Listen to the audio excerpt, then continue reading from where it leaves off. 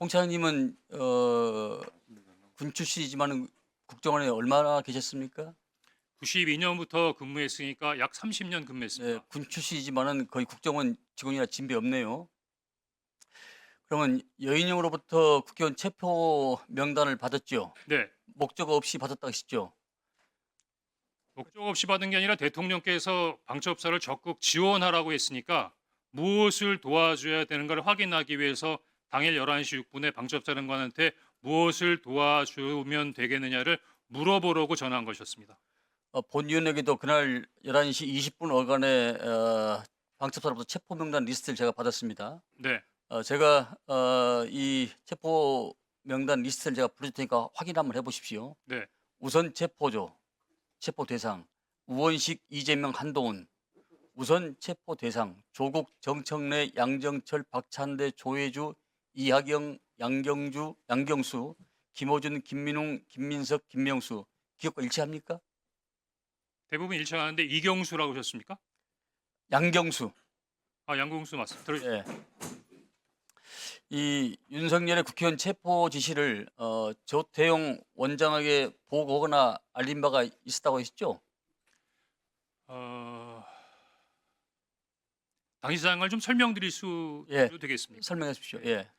일단 오전에는 원장님께서 홍장원 차장으로부터 보고받은 적이 없다고 말씀하셨는데 오후에는 그래도 대통령으로부터 전화 받았다든가 방첩사를 지원하다든가 하는 부분에 대해 보고를 받았다고 말씀해 주셔서 제가 조금 마음이 가볍습니다. 다행입니다.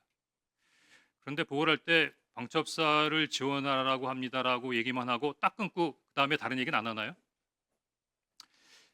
사실대로 말씀드리면 보고를 안 한 것이 아니라 보고를 거부하신 겁니다. 제가 정무주의 때 얘기하지 않은 것은 내용 자체가 너무 민감한 부분이라서 다른 사람들하고 쉽게 공유할 수 있는 사항이 아니라고 생각했습니다. 그래서 일단 정무주회의를 마치고 제 보좌관에게 원장님께 보고 드릴 수 있는 사항인지 한번 확인해 보라고 했습니다. 그랬더니 오라고 말씀하셨고 제가 서둘러서 원장님실로 보고를 들어가는 것을 비서실 직원들이 다 봤으니까 아마 보고 드렸던 것 자체를 다르게 말씀하실 수는 없을 겁니다. 제가 물려고 들어가니까 원장님께서는 그 정무직 회의를 하셨던 그 소파에 그냥 앉아 계셨고 제가 앉자마자 원장님 제가 대통령님으로부터 전화를 받았습니다. 그런데 아마 대통령님께서 해외 출장을 이미 출발하셔서 아마 국내에 안 계신 줄 알고 저에게 전화하신 것 같습니다라고 얘기했는데 그 뜻은 원장님께서 그 다음날 아침에 일찍 해외 출장이 있으셨어요. 아마 국정원 정도의 출장은 대통령께서도 아셨을 테니까 아마 착오인지는 모르겠지만 왜냐하면 그 이외에는 저에게 전화할 이유가 없었기 때문이죠. 그 다음에 아무 말씀 없었습니다. 더구나 비상국무회의에 가서 대통령을 만나고 오셨을 텐데도 비상국무회에 갔다 왔다라는 말씀도 없으셨습니다. 그래서 제가 이어서 대통령께서 방첩사를 지원하라고 합니다. 라고 하니까 아무 말씀도 없었습니다. 그래서 제가 사실은 조금 좀 놀라시라고 근데 방첩사에서 지금 이재명하고 한동훈을 잡으러 다닌답니다. 라고 말씀하시니까 다소 의외의 답을 받았습니다. 내일 아침에 얘기하시죠.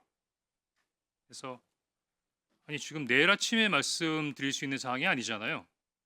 더구나 정무직 회의도 지금 TV에서는 계엄군과 시민, 경찰, 국회 관계자들이 엉켜서 정말 국가의 초유의 위기 상황으로 치닫고 있는데 국가안보를 책임지고 있는 순회 회의에서의 어떤 결론이 내일 아침에 얘기하시죠? 그럼 그 야간 동안은 뭘 한다는 겁니까?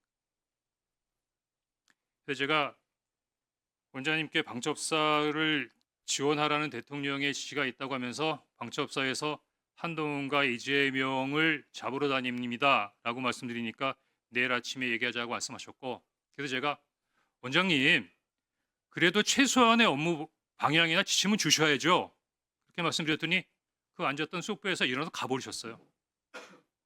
더 이상 보고 드릴 수가 없었습니다. 예, 그것을 우리 홍 차장께서는 원장이 정치 개입이라고 판단했다고 생각하십니까? 제가 보기엔 지금 원장님께서 정치 개입이라고 판단하는 것은 그 내용이 아니라고 생각합니다. 그 정치 개입이라고 원장님께서 말씀하신 건 다른 얘기인데요. 그 다음 날 11시 30분 정무직 회의가 끝나고 난 다음에 원장님께서 이런 제의를 하십니다. 통상 일주일에는 한 번이나 두 번 정도 정무직 회의를 하는데 상황이 엄중하니까 우리 매일 아침마다 티타임을 하면서 상황 관련된 부분에 대한 대처 협의를 합시다. 저는 그거를 아침마다 9시에 원장님하고 티타임 하면서 이런저런 부분에 있어서 업무를 협의해야 한다고 생각했고, 그러면 원장님께 어떤 아이디어를 드릴 수 있을까라는 생각을 했습니다. 그래서 5일 날 오후 정도로 기억이 되는데, 그때 오전에 야당 대표께서 비상계엄에 군을 동원해서 도리어 북한의 군사 위협이 더 가중되는 면이 있다라는 발표를 하시면서 조금 북한 군사에 대한 북한의 군사 위협에 대한 약간의 불안감을 느끼시는 말씀을 하셔서, 그래 맞다. 지금 비상계엄을 뭐 대통령께서 직접 하신 부분이니까 대통령실에서 할 수도 있는 부분도 아니고 국회도 이렇게 혼란스러운 상태에서 그냥 원장님께서 야당에다가 얘기해서 북한 관련된 부분, 한반도의 안보 상황 우리 국정원이 잘 관리하고 있습니다. 해외 관련된 부분의 동맹과도 잘 소통하고 있고 국내 사회 질서도 잘 나름대로 관리하고 있으니 국정원이 앞으로 나름대로의 어떤 비상계엄 이외의 여러 가지 부분에 있어서의 국면을 잘 감당하겠습니다. 뭐 그렇게 전화 한 번 하는 게 없겠느냐고 브레인스톰 차원에서 그냥 건의드린 겁니다. 물론 네. 이것 때문에 원장님이 저를 경질했다고 생각지 않습니다. 가만히 계세요. 왜냐하면 지금은 다들 알고 계시지만 12월 6일만 하더라도 이런 사항에 대해서는 알고 계신 분이 많지 않았기 때문에 아마 원장님께서도 12월 6일 날 당일날 12월 3일 날 홍장원이가 대통령 말 안 들어서 경질한다는 말씀을 하실 수 없으셨을 겁니다. 다만 거기에 대한 이유로 그 이야기를 하신 것 같고, 다만 제 입장에서는 대단히 억울하고 문제시되는 게 대부분 잘 자세히 보시지 않으면 잘 모르시겠지만 국정원법 11조에 보면 국정원 직원이 정치 중립을 위반하면 7년의 징역에 처할 수 있도록 되어 있습니다. 그러면 원장님께서 평소와 다르게 11월 6일 12시에 국정원장께서 이례적으로 자청하셔서 기자회견을 한 상태에서 홍장원 차장을 정치 중립 의무의 위반으로 인사경질했다고 하는 부분은 죽으라는 거예요. 사법적으로 매장하겠다는 겁니다. 근데 그게 말씀으로 끝나지 않았습니다. 그 다음 날 네이버를 쳐보면 금방 알 수 있는 시민단체에서 저를 고발했고, 12월 8일 그날이 대통령의 탄핵이 기각된 그 다음 날 저는 검찰로부터 시민단체가 고발한 정치중립 의무 위반 혐의로 피의자로 검찰에 출두하라는 통보를 받습니다. 그러면은 이 정도면 국회에 공익제보 보호를 요청해야 되는 상황 아닙니까? 네, 맞습니다. 자, 그러면은 우리 홍 차장께서는 경질당한 것이 정치적 보복으로 느끼셨겠네요. 처음에는 두 가지로 나눠서 생각해야 되는데 12월 5일에 얘기할 때만 하더라도 저 대통령 좋아했습니다. 시키는 거 다 하고 싶었습니다. 근데 그 명단을 보니까 그거는 안 되겠더라고요.